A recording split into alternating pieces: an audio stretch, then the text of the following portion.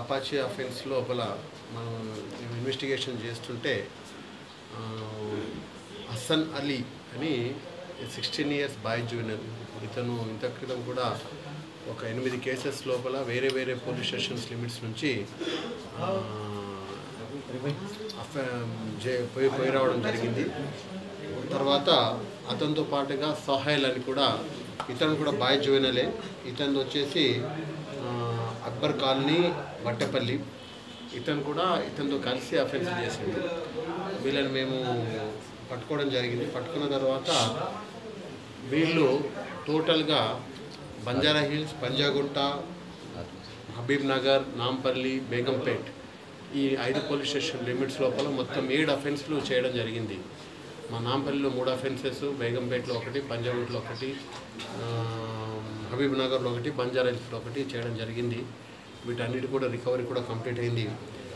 Especially ఇతను హసన్ అలీని చావుస్ అని పిలుస్తారు. ఇతన్ని 16 ఇయర్స్.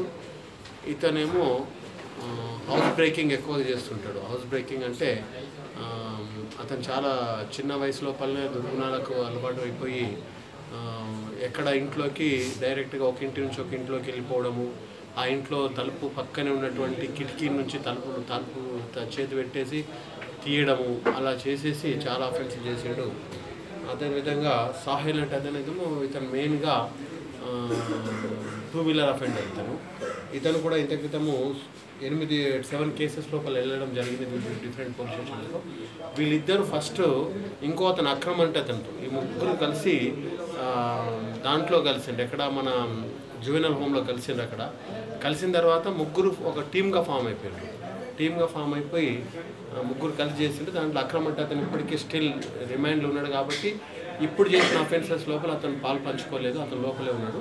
మిగిలిన 2 మాత్రం బయటకు వచ్చిన తర్వాత 4 అఫెన్స్లు కలిసి చేసిండు. వీళ్ళని మేము ఈరోజు రిమాండ్కు పంపించడము జరుగుతుంది.